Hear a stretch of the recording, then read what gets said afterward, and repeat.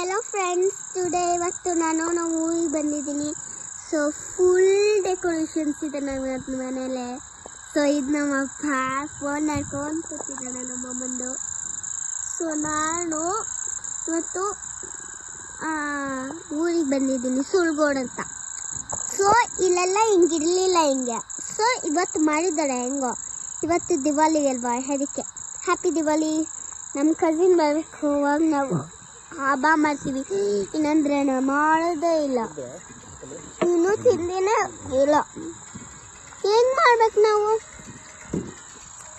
ಅವನು ಬರಬೇಕು first of all, ಅವಾಗ ಮಾಡೋಕ್ಕಾಗುತ್ತೆ. ಇನ್ನಂದ್ರೆ ನೋ ಪಟಾಕಿ, ನೋ ಎನಿಥಿಂಗ್. ಇದೆ ಜಾಸ್ತಿ ಬಾಕ್ಸಸ್. ಆಮೇಲೆ